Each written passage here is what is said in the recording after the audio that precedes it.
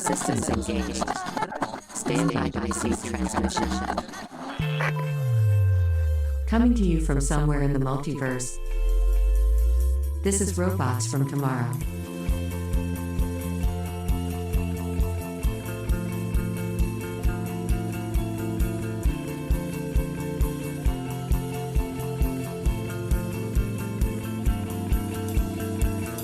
This show is available on Apple Podcasts, Spotify, YouTube Music, and as always your podcatcher of choice. For the full archive featuring over 800 episodes of comics and comics-friendly content, please go to robotsfromtomorrow.net. Here is your host, Greg. Hello, and welcome back to Robots from Tomorrow. My name is Greg. Thanks for joining us. It feels great to be back online, back on the air, back in your feed, and back with you for another episode of this idiosyncratic journey through the wide world, or even wider multiverse, of comics. Stick around after today's interview for a little extra Robots Mea Culpa, but for right now, let's get on with the show.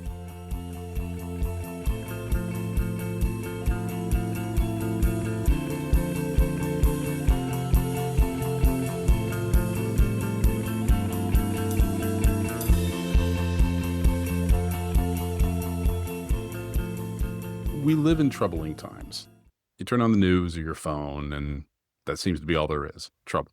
But according to John Lewis, the late U.S. Congressman from Georgia's 5th District, trouble doesn't always have to be bad. In fact, there could be good trouble that helps you deal with the bad. Carrying the Congressman's message of good trouble into these times we find ourselves in is the Congressman's former staffer, writing partner, and steadfast ally, Andrew Aydin. Andrew's production company is built on the foundation of that message of good trouble and is the focus of today's episode. Good Trouble Productions, through its Appalachia Comics imprint, is running a Kickstarter campaign for Islands in the Sky, a 112-page comics anthology to benefit the survivors of last year's Hurricane Helene that pairs actual survivors with comic writers like Brian Michael Bendis, Matt Fraction, Leun Yang, Greg Pak, Alex Segura, and more to capture their own accounts of the storm and its aftermath.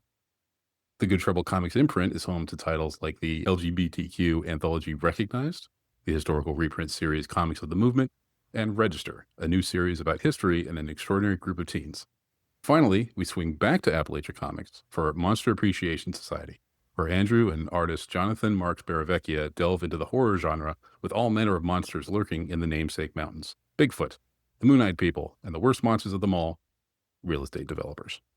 I'm always thrilled to talk comics and history on this show, but today is a particular treat because I get to catch up with the creator I've watched use comics to make real change in the world for the better. He's writer Andrew Aydin, now a literal good troublemaker, and I cannot wait to hear more about how he's accomplishing that feat today. Andrew, how you doing? I'm good, Greg. How are you? I am good. That's quite the intro. I love it. I might need you to write some intros for my comics. Come on now. That was great. Oh, well, thank you. Well, let's not bury the lead here. Islands in the Sky, Kickstarter.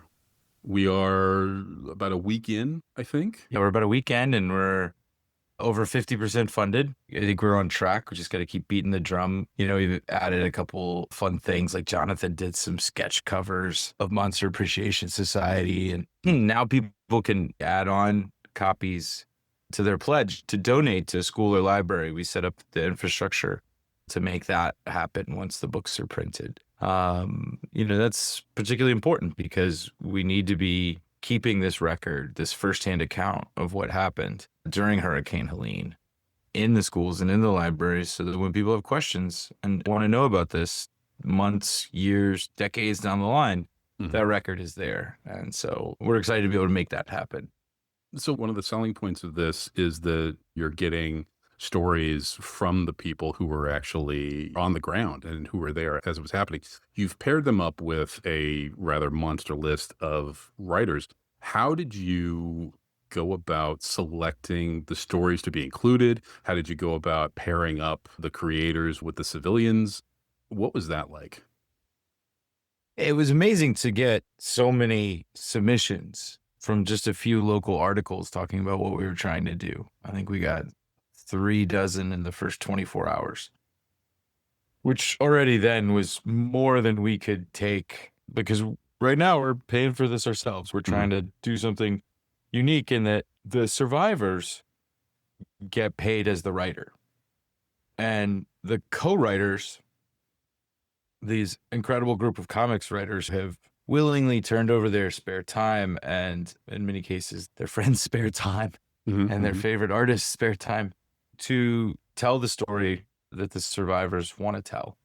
We got these pretty unbelievable accounts, and sometimes it would be almost whimsical the way they would end it. They would be like, so my crazy story, and then they tell you something in one sentence where it's like, I got pulled from the floodwaters, and they'd be like, but I can tell you more about it if you're interested. So it was pretty astounding to see how people had gone through so much and yet were sort of playing it off. Like, yeah, I survived with my life. It was a close call, but I'm fine, you know? Or some places they saved their animals, or some places the people didn't get saved. And that was also really hard to think about. I think as we tried to put together a story, we thought through first, how do we make this so that if we only get to make these certain number of stories, how do we make it so that there is a final work that stands on its own? And so we wanted to have a range of geographic locations, because not everywhere was hit the same. On the eastern side of the mountains, they were hit particularly hard through Back Cave, Chimney Rock, Swannanoa, Black Mountain, places like that, just because of the way the storm turned and the backside of the storm coming through that area. And then we were able to do a little digging on our own. We reached out to Dr. David Easterling, who was the person in charge at the NOAA Climate Science Office in Asheville at the time. And we wanted, very specifically early on, we decided that we wanted to put science and the science of the storm front and center. There was a lot of compounding problems made by this growing disbelief in science. You know, some of the counties who received the warning from the National Weather Service didn't respond in time. Some of it had to do with political concerns, because they didn't want to spend the political capital from scaring people as the way they saw it. And then that ended up costing people their lives. So we felt it was very important to ground this book in science, but then make that science very human and real. And it's not all, you know, just how I avoided this terrible floodwater or something like that. Some of it's really human and personal. Like, one lady was supposed to get married that weekend, and she ended up getting married, but it was a totally different ceremony than she imagined and her family imagined. And so it's all across the emotional spectrum too, because I think if you're going to understand the scope and the scale and the human tragedy of what happened, you have to see both the data and the science and the facts, as well as the human stories, the connections, the loss, so that you can understand all parts of it. For those that aren't familiar with the region, what states are we talking about here? When you're talking about Appalachia, we're talking like North Carolina, I'm going to get you Georgia. one of those T-shirts that says Appalachia. We wanted your T-shirts to say Appalachia Comics, you know? Yeah, I'll take it. I love a good T-shirt. For those who aren't familiar with the region, what areas are we talking about here? Predominantly, we're talking about Western North Carolina. Okay. The storm damage extended from South Georgia through places like Augusta, up through South Carolina, into western parts of Virginia and eastern parts of Tennessee. Because of the storm hitting up against the mountain range in western North Carolina, it caused a tremendous amount of precipitation, and then that precipitation fed through the mountains. And it was so much so fast, and it was already waterlogged because the first part of the storm, the front band, had come through the day before, that it caused levels of flash flooding that hadn't been seen in recorded history.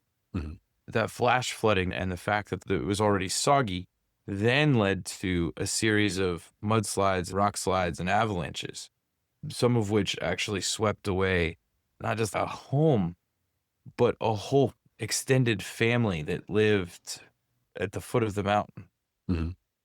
It was this series of successive events that led to such catastrophic outcomes. And then as a result of that, the wind took down so many trees that you would have hundreds of trees across the road between you and the highway. If you lived in one of the rural areas, people were trapped in their homes for days, in some cases weeks and months. When you think about the region, you got to understand, they call South Carolina the low country, right? Mm-hmm. And then as you go up and you go right to the North Carolina, South Carolina line, it's like you can feel it. You can drive right up a hill and you're in the mountains. Your elevation totally changes. And then from there, you go up several successive layers the deeper you go into the mountains. But because of the turning of the storm, it came and slammed right into where we are, particularly in Henderson County and Polk County. Mm-hmm. You live in Western Carolina, right? Yeah, I live in a small town called Edneyville. What was your experience when the storm hit? It was terrifying. I live one town over from Batcave, Chimney Rock, for example, and people have seen quite a bit of footage from these two towns were just completely destroyed. I mean, wholesale. Most of these towns washed down the creek and into, well, the creek, the river, this mass. I mean, it just took out the road and the town. And then all of that poured into Lake Lure. And I'm like, the best way to think of it is my town is the last town that you can get to before the road is closed. Okay. And we're just at the foot of the mountain range where people were living on homes that were built on the side of a mountain.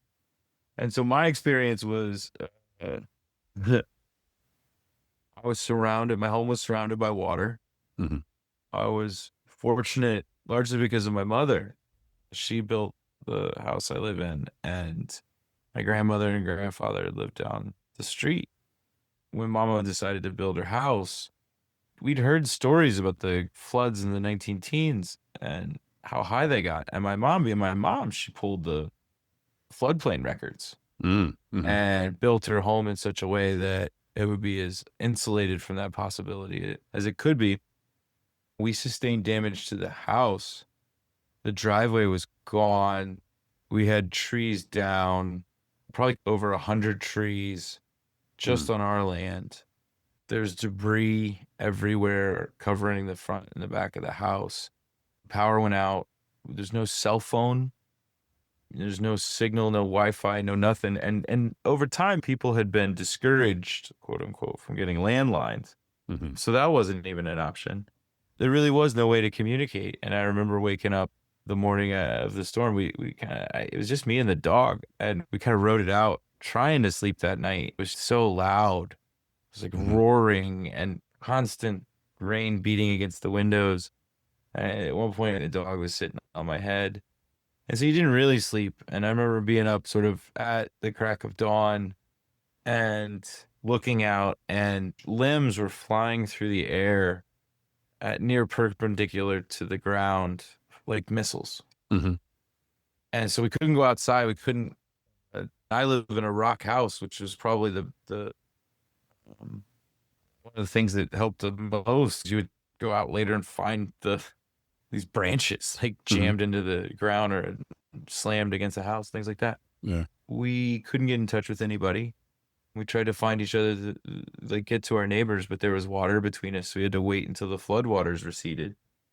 Once the floodwaters did, there was no way to drive anywhere. We started using two-way radios to communicate with each other. And it was triage. What do we have? How long do we need to last? Do we have enough fuel? Who needs what? Check on the seniors. You know, our minister at the local Methodist church is, I think, 84, 83.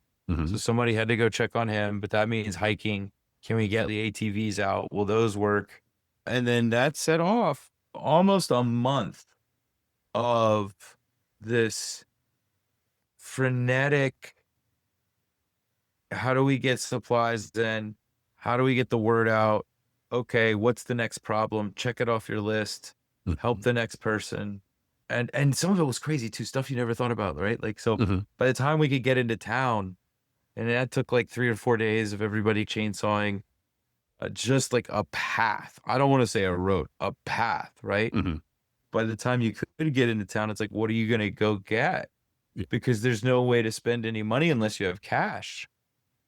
So then it becomes a question of, when does the highway open? There have been rock slides on the highway and tremendous damage on the way to the highway near the bridges.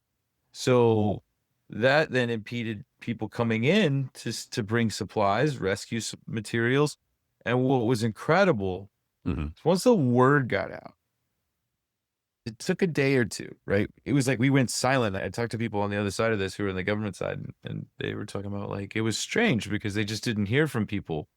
The weather was so bad they couldn't get anything in the air, so they couldn't go check. By the time that cleared and the word got out and flights could happen, it was like the air filled with helicopters. These giant military helicopters, National Guard helicopters, particularly routing out across where I was, because we were like where they were dropping supplies, one town over, going to Chimney Rock, trying to find clear landing spaces to be able to drop generators and fuel tanks and things like that. I've got a picture on my phone of where we helped. We were relaying, like, I used to work in the government. So what was the first thing I did is I called my old friends or texted them when I could and get the message out, and we would relay information. I mean, a couple times relay coordinates, then you get a picture back from somebody that says, of them unloading a helicopter in a landing zone. It's crazy. Same time, I managed to get an email out after a few days to Jose Andres' chief of staff, gave him contact information for a lot of the local elected officials, helped get them in and on the ground in some places. It was unlike anything I've ever been through. And I've been through some stuff. Yeah. Sorry, man. It's a lot. No. And that's just one perspective from a slice of this event. The book you've been putting together with all these creators, they're helping the other people in that situation tell their stories. So we can look at your career. You are all about getting somebody's voice out there. This falls right into line with March, with Run, and the other things we're going to talk about for Good Trouble. This is all just part of a lineage of work that you've been shepherding with the help of so many other people. So, well, I appreciate that, but I'll offer up that I was actually inspired after the storm. You're trying to process, right? So I started reading all of this stuff about, especially because once you got online, the misinformation was ridiculous, right? And it was just rampant. And you're like, that's bullshit, right? Like, this is made up. Or it's like, I didn't want to post pictures of what I was seeing because I didn't want to be contributing to this sort of disaster tourism that started happening. So I started reading about media representations of Appalachia, and I love to read graduate theses because, much like myself, I think that's where some of us do our most innovative work, kind of coming up with a new concept. And I peaked in my 20s when it comes to my academic work. Okay. And so I started reading, and I read this graduate thesis by a woman named Leun Yang that had been published as part of her graduate work at the MIT Media Lab.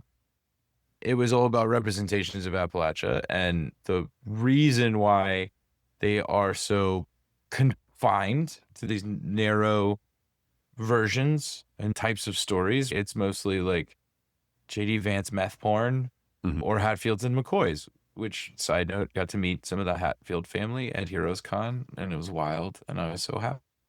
Anyway, I read Leun Yang's thesis, and she suggested a remedy. And she essentially, because she was focused mostly on film and television references, but she said, one of the big problems is that people from Appalachia never get to tell their story. And so if they do, they're not in a supported situation. People in Appalachia don't get the same opportunities to meet authors. It's not like New York City or Los Angeles where they could be the parent of a child in your class. And her suggestion was what she called the co-authorship model. And I remember that being sort of a lightning bolt where, like, I know something about that. And then thinking, like, comics are much less expensive to produce than a movie or television. And how can we use this to explain to people how bad things were and still are because of Hurricane Helene? The more the federal government's response slowed down for some reason in late January and into February, the more important it became to me, to the people I know, and to sympathetic people outside of the region, that we find a way to continue to talk about the rebuilding so that people can't move on, so that we make them look at it. And at the same time, can we do that in a way where we give the people who went through this a voice? Mm-hmm. And that's really where the idea of the Appalachia Comics project came from. I'm very fortunate that I have some friends and colleagues who believe in this idea Mm-hmm. and were willing to take on this challenge. I mean, Leun Yang is a very busy man. Brian Michael Bendis is a very busy man. Like, they have Mm-hmm. to stop what they're doing and focus on not just what happened during this storm, but getting to know someone else who Mm-hmm. went through this tragedy and learn who they are and how to tell a story in their voice. And even if it's 8 to 10, 12 pages, that's a lot of both professional work and emotional work. Mm-hmm. And I probably know that better than anybody, how much you internalize the person's story you're trying to help tell. It became something not just that we should do, but something that we had to do. Mm. And that's really where we're starting from. We are recording this on the 25th of June. Hopefully this will go up very soon afterwards. The Kickstarter goes until July. Say July 16th because it ends in the morning on the 17th. Oh, yeah. So, yeah. But it's cool. I mean, we've got, that was the other cool thing. For a couple $100, you can talk to Bendis about whatever you want for half an hour. Same thing with Fraction. Ron Mars donated that. For $250, you can talk to me about your nonfiction comics idea, which I know a lot of you have gotten for free already. So maybe it's time to pay it back. Jonathan did these really cool remarks for the Monster Appreciation Society teaser, the limited edition 500 copy ash can. You can buy a copy, you can donate a copy. It's kind of what comics does best, where we come together, we pull together, we make something cool and maybe start something important. And at the same time, you get some cool stuff out of it too. Mm-hmm. Yeah, if you can help people and also get cool stuff, there's literally no reason not to do it. Like, that's the beauty of that. Okay, so you've got Kickstarter. You also have Etsy as at least part of your distribution model for your for your direct Good Trouble sales, stuff. right? Because this sales tax stuff sucks. Yeah. We're just like, all right, let's put something up on here, right? Like, we're comics makers, not necessarily comics sellers at the moment. We do have distribution through Lunar, so you can get all of our stuff at any comic shop, which is great, actually. Some of our other stuff, this newer stuff, since we've moved to Lunar, has been selling phenomenally well, and I'm really excited for what people will see in the store. But you can buy stuff straight from us on Etsy so that we don't have to pay sales tax, and like literally me or my 12-year-old neighbor, who is one of my favorite people in the world, will pack your order and ship it to you at the local Edneyville. This is authentic Appalachian comic book retail sales through the mail. That's really what it is. So we're doing this a couple of days after Heroes Con. I moderated a panel with Michel Fife about Copra. And of course, he has an Etsy store for his thing. He's worked with Image and all those things, but every issue of Copra has come out. He's literally put that stuff together, put it in a box, taken it down to the post office. They see him coming. They're like, uh-oh, here he comes with the box and stuff. I find it interesting. And I guess my question, which you probably already basically answered, was crowdfunding has really come in. You've got Kickstarter, but you also have Etsy, which is a reliable self-publishing option. How has that affected how you've been able to make comics outside of doing large projects with publishers like March? Do you think you could have been as successful doing this 10 years ago where that wasn't really an option? No, I don't think we could have done some of these things. It's great because it's independent comics getting back to being independent comics. Some of this was my fault, where independent comics like March, coming out through a tiny publisher, they get bought up, absorbed into a corporation owned by billionaires. All of a sudden, you're not indie comics anymore, and you didn't even sign up for that. Right. To me, the most important thing is to be able to just make what I want to make after the years and years it took for me to find a publisher for March, right? I mean, what could I have done with those years of my life?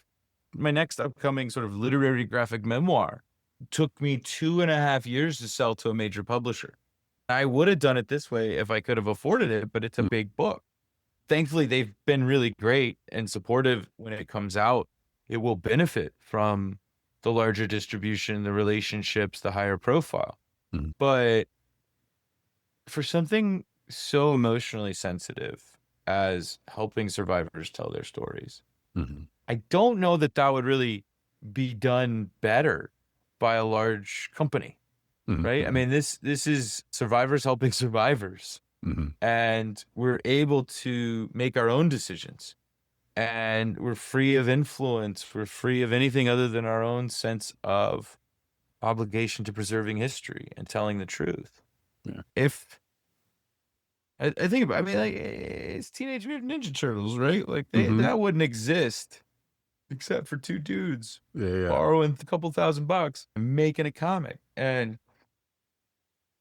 so Mhm. many of the great leaps in the medium did not happen because of a man in a finely pressed suit authorizing a budget. Mhm. It comes from credit card debt. It's like, how many credit Yeah. cards can you put together? It's like, Clerks, $37,000 off of 5 different credit cards, pays off. You know, Uh, yeah. Kevin did that cheap. It's pretty amazing because I think I was 70 grand in debt. I used student loan debt to pay for the early days of March before we had a publisher. By the time I found one, I think I'd racked up close to 70,000 in debt between the student loans and everything else. And it shouldn't be that way. You shouldn't have Mhm. to go that deep, and you shouldn't have to risk all of that, which is why I hedged my bets and decided to publish the big book through a larger publisher. It's just so hard. But at the same time, this is what gives Appalachia a unique opportunity, because the coastal publishing ideas are never going to reach this deep in the hollers. Mhm. Okay, so we'll do it ourselves. I've tried for years to get some of the publishers to focus out here. The more I lived in Appalachia, the more I became impressed with the people, enamored with the culture, and respected the way of life, the way they care for one another, the way it's so different than what I thought it was. And I've been coming here since I was born. I mean, I spent my first Christmas here at my grandmother's house.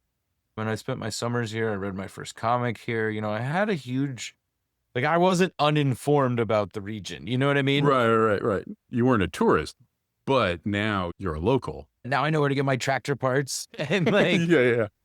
Yeah. the gossip at the tractor store is amazing. You learn so much about people, but it's different too, right? Because the tractor Mhm. stuff, you go to the tractor store, you hear a story. It's like, well, when he was 12, and you're like, oh yeah, they still remember all that, right? You're in Mhm. DC and you get the gossip at the dry cleaners or the cafeteria or whatever, and it's like sad and mean Yeah. and hurtful and agenda driven. You're like, you know what? I want to hear about the stupid thing he did when he was 12 that he can't Yeah. live down, that we all repeat. We all have one. I want in Yeah. on that joke, Yeah. Let's hear about Tractor Boy.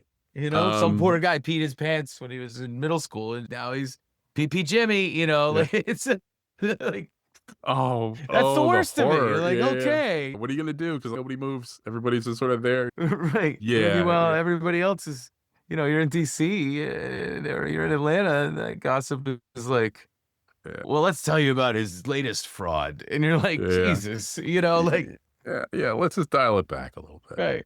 Okay. So, Good Trouble Productions. How did you start a publishing venture? Oh, this is totally by accident. Um, The best things usually are. I know. It's funny because I got asked to help people with a lot of their graphic novels. Some of them are Mhm. vanity projects, some of them are politically driven, all this sort of stuff. And I almost always said no. One, it Mhm. was just not enough hours in the day. And then sometimes they were just bad ideas. I've said no to 3 Reagan graphic novels, I think. Hmm. Just like, guys, get over it. Read the room. But if there was anything that was interesting or just funny, I would take it to the Congressman when it was happening. And he would sort of be like, is that a Good Trouble comic? Good Trouble itself is so wrapped up in March, right? Like, I mean, he really started using that as his refrain, as part of releasing March, right? Because every hero Mhm. needed a catchphrase. And this gets thought of as something he said for a long time. He told this story, but there's even reporters and biographers looked into it and did a far more scientific dive than I ever did. And they're like, yeah, for some reason, it started coming up a lot around 2013, 2014. And I'm like, Yeah. yeah, okay. I wonder what else Let was me, happening around the time. yeah, let me clue you in. And so it was one of those terms we use as a joke with each other. I started using it as a hashtag on his social media because I ran all his social media as long as he had social media in the office. Mhm. Finally, the New York City Department of Education asked if I would help with some civics comics. They had some of the earliest adopters of March and had tremendous success with it in their classrooms.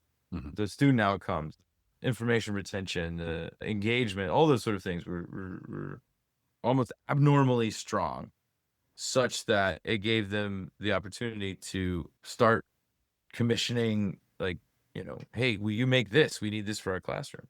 And so I started doing that. And then we were like, well, what do we call them?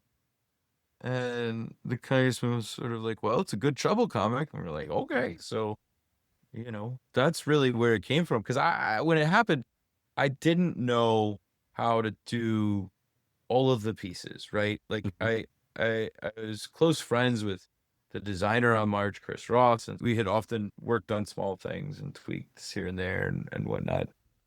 The whole soup to nuts of idea, script, art, coloring, lettering, print files, copyright, like what do you put in your indicia? Mhm. I'd never done that. And so I went to Kelly Sue because I'd gotten to know her over many years. She and the Congressman got to be friends. She made him take a duck face selfie. It That was picture great. is the She asked. best. She didn't make him. She Yeah, asked. yeah. Yes. But still, you're like, She of got him to. course. Oh yeah, Oh, he's it's so down for a good. selfie. Yeah, Yeah, yeah. and he tried. He really did a good pout. Yeah. And so Kel and Matt Fraction, her husband, they started meeting with me, and we eventually decided that maybe we should all do this together. And we brought on Val DeLandro, my buddy Fawn, who's been my friend since the 4th grade, who's helped me with so much. Mhm. And then Lauren Sankovich joined, who came from Milk Fed, and Chris Ross joined, who has been with me since the beginning with March. And over time, that's, everybody's sort of freelance, and we all have our day jobs, so to speak, which I think, we're the epitome of gig workers. We're like these companies that we make, they're legal frameworks that we can sort of use to expand, but it's also like another form of a gig. But it allows us to, like, have insurance over our products, and, like, some nut job school board member suing us or something like that, Mhm. and it really grew from there. That was where it all started.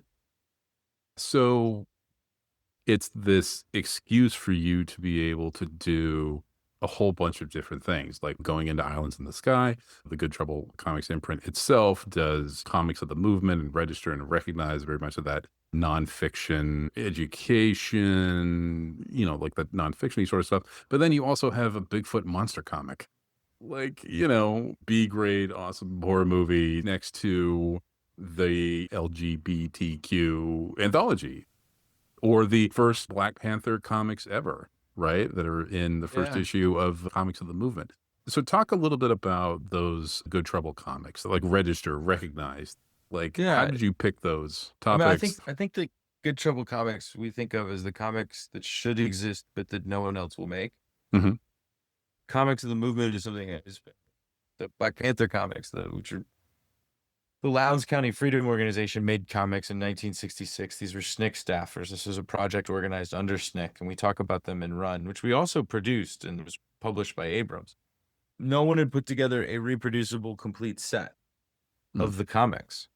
And I searched for years, archives, libraries, auctions, and we managed to put together a complete set to reprint for the first time. And it's no one's else is gonna put in that work. You got to be like a super nerd into civil rights comics like me to want to do that.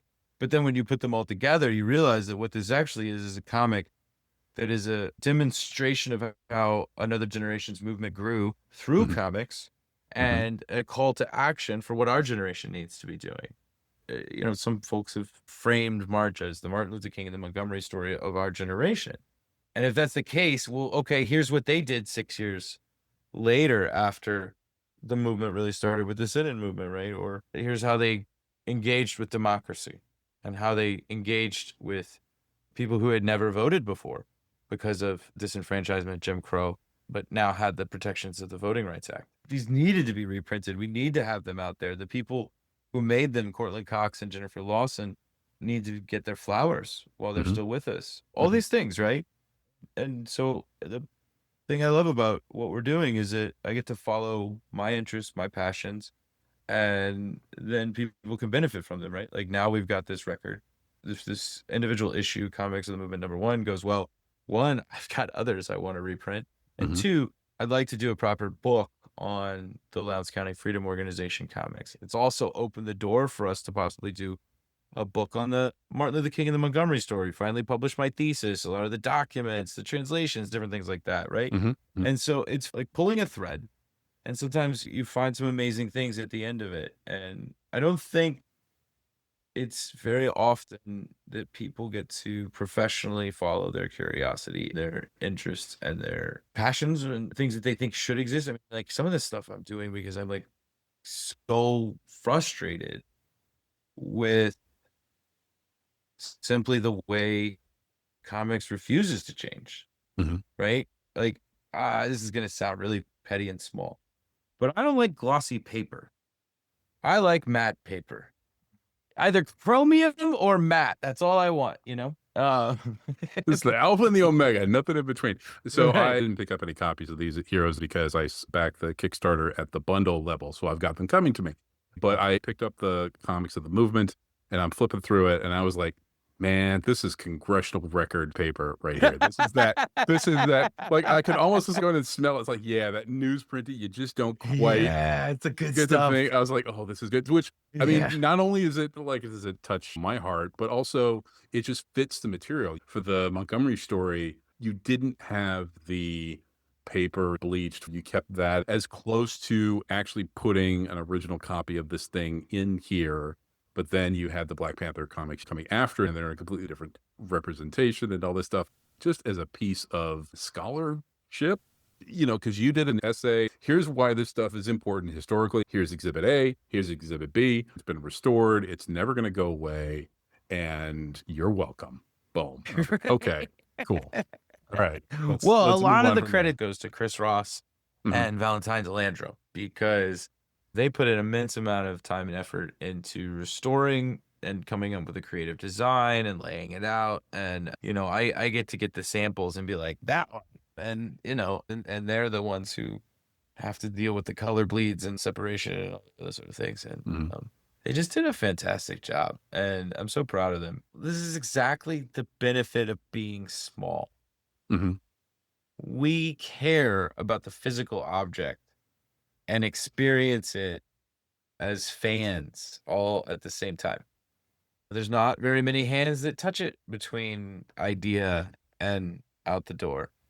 It gets to be an act of love in making it. I feel like the response has vindicated our sense that hopefully that would come through when you actually hold them as objects. Tell me about Register. And that's Register with an exclamation point at the end. That title treatment is from a long forgotten font that we found on some voting rights posters. I mean, Chris replicated it. It was fantastic.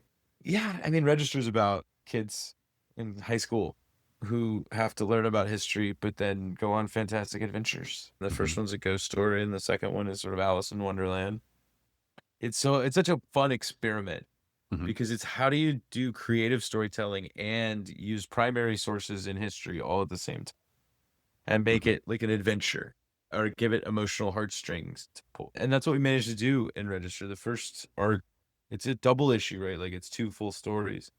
And the first of the stories is about the history of the 26th Amendment, which is why 18 to 20-year-olds have the right to vote. And it's a fantastic history. I mean, it starts with Eisenhower's old enough to fight, old enough to vote movement calls for it in his second inaugural. And then by the time it does pass, it's held up for a long time. This is so funny, especially since we're recording this after the New York City mayor election. Because the chairman of the Judiciary Committee, old guy from New York City, congressman, who held it up, and Ted Kennedy and a bunch of senators finally devised this legislative procedure and this negotiation. It was a wild story in and of itself. And then Nixon finally relents because he's like, maybe this will appease those damn war protesters. And then they'll stop voting and we'll get back to the serious shenanigans. You know, like that's all this attitude. But what came out of it, you know, yeah, Nixon was kind of right. The youth voter turnout definitely dropped off. But in the first election after they passed it, a 31-year-old former SNCC staffer defeated the chairman of the judiciary in a primary, the one who had been holding up the bill. Right? It sounds kind of familiar. Like I've seen that one before. And that's what happens when young people vote. And I think that's also part of the fun of this is showing, history may not repeat, but it certainly rhymes. Bigfoot, Monster Appreciation Society, no history, no political, whatever. I think to simply make something is political, right? That's true. Like you choose heroes, you choose villains, whether you mean to or not. That's why I always think it's so funny when people are like, I don't want any politics in my comic books. Yeah. Right, buddy, you don't like to read. Because any choice you make, right? Like, is it a walkable community? Like, that's a choice. Where do I set it? Who's the villain? All these sort of things. And they say something, even if it's not necessarily partisan. They say something about how you see society, and that is inherently political. But Good your point about Bigfoot. Yeah. All right, so here's the idea. Okay. You live in Appalachia long enough. Everybody loves the idea of Bigfoot. There's Bigfoot festivals, Bigfoot stickers. There's even these Bigfoot cutouts. They're flat and black, but they cut out like Bigfoot. They'll make them out of steel or some other thing. And then people put them in the woods or by the side of the road. If you're not looking closely, you might think you just saw Bigfoot, right? And they're all over. It's like you can't escape them. I remember when Jonathan and I were first starting to talk about this, I had to drive somewhere and then just like stop to get gas. And there was like the Bigfoot Museum, or like just places selling them. My mom and I had always been fascinated by the idea because, we were X-Files people. And I thought if I was going to do something Appalachia based, I spend so much of my life being obscure. John Lewis was not as well known. The John Lewis you know today is not the John Lewis who first started writing March, not by any stretch. We spend all this time trying to find unappreciated stories. And I wanted to do something a little more fun that I could, not that that's not fun, but I wanted to do something that was just purely like, all right, let me just play. Yes. Let's just play. Yeah. And so I started thinking about those Bigfoot cutouts. And I was like, what if we were all in on it? And we all put up these Bigfoot cutouts to protect our friend Bigfoot. Nice. And that's where the whole thing in my mind started from. It's very much the process of like getting to know people here where like, hey, you have your expectations or what you've been told in popular media or how people write about the region. And then you're like, you're kind of apprehensive, it seems strange. Then you get to know them and then you're like, yeah, they would totally all be able to keep their mouths shut and be in on this great joke and turn it into something that they could make money off of the tourists with, Yeah. Oh, yeah. It's like, the rubes. But it goes like both ways. Yeah. Yeah. I mean, it's fantastic. Well, it's part of it, right? Like, I think there's always this depiction of people here being uneducated or dumb. And their education system is chronically underfunded. Right. But there's they a know difference. things that I am constantly amazed by, like mechanics, engineering, botany, chemistry. Yeah.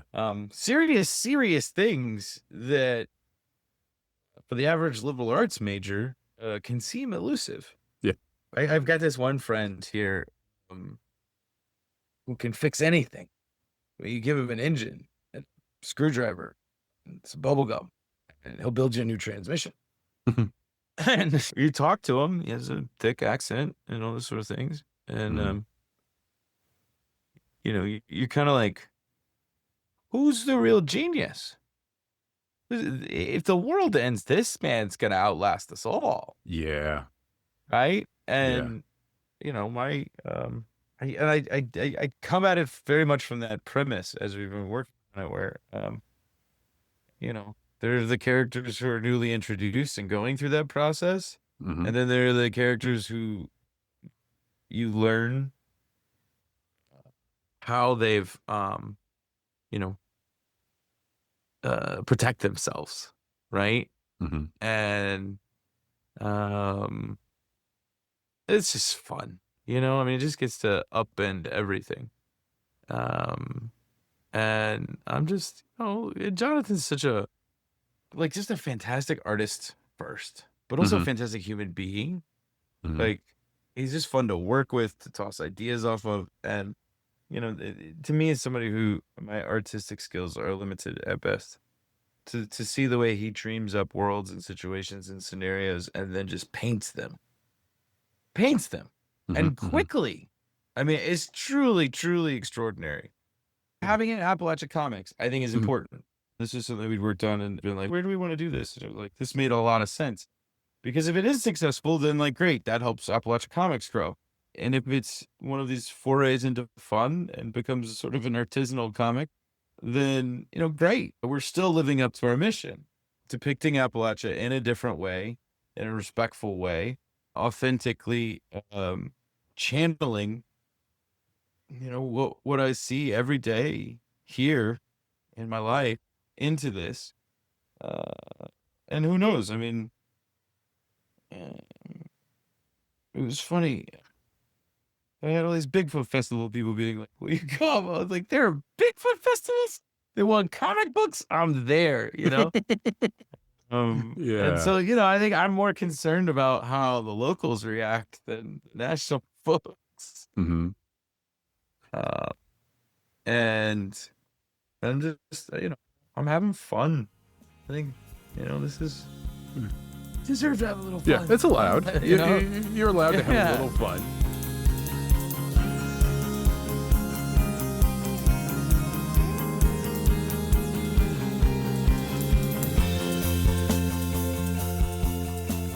Unfortunately, that was the point where Andrew's rural Wi-Fi decided to end the chat.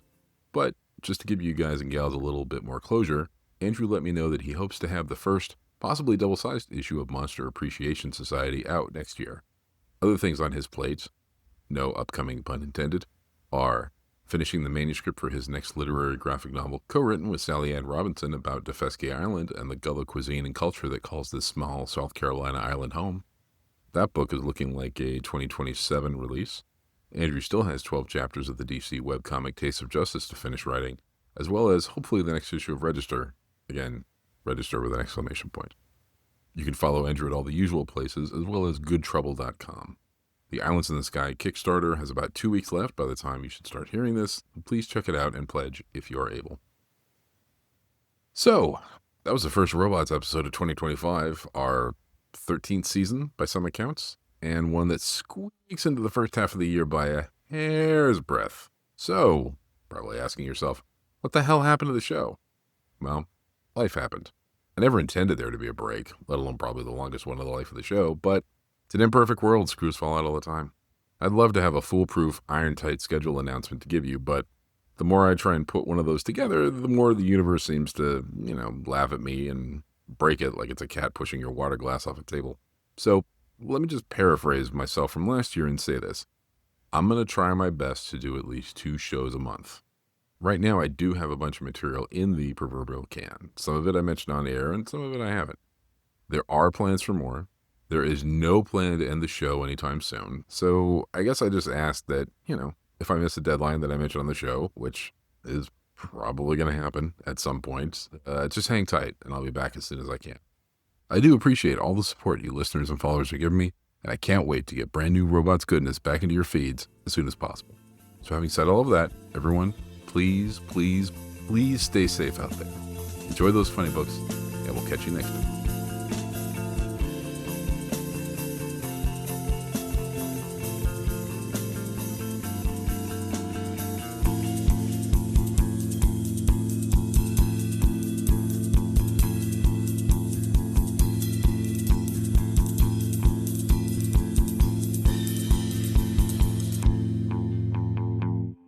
Thank you for listening.